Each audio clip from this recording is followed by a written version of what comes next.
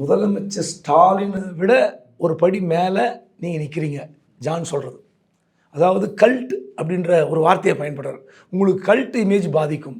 உங்களை தமிழ்நாட்டில் ஒரு வழிபடுகிற ஒரு போற்றத்தகுந்த தலைவராக நீங்கள் இருக்கிறீங்க. அப்படிப்பட்ட இமேஜில் இருக்கிற நீங்கள் கூட்டணிக்கு போனீங்கன்னா உங்கள் இமேஜ் காலி ஆகிடும். உங்கள் இமேஜ் காலி ஆச்சுன்னா அப்புறம் உங்களை தூக்கி நிறுத்த முடியாது.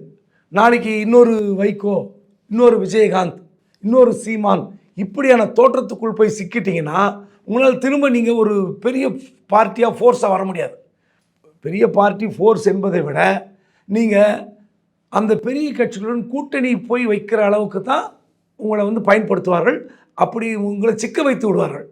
இப்போ எப்படி வைகோ தேமுதிக அப்படி போய் மாட்டிச்சு, அந்த மாதிரி நம்ம வரக்கூடாது. நீங்கள் தனியாக நில்லுங்க. 2029 உங்கள் நிலைமை வேறு அப்படின்றதான் திரும்ப திரும்ப ஜான் சொல்லி கொண்டே இருக்கிறார். இதற்கிடையில் விஜய்க்கு ரொம்ப நெருக்கமான திரைத்துறையைச் சேர்ந்த ஒரு பிரமுகருக்கு ஆர்எஸ்எஸ் தூது விட்டிருக்கிறது. நீங்கள் எப்படியாவது விஜயை என்டிஏ அலைன்ஸ்குள்ளே கொண்டு வாங்க அப்படின்றது தான் விஜய்க்கு நெருக்கமான திரைத்துறை அந்த நபருக்கு ஆர்எஸ்எஸ் அவர் கையில் எடுத்துட்டாங்கன்னு சொல்கிறாங்க.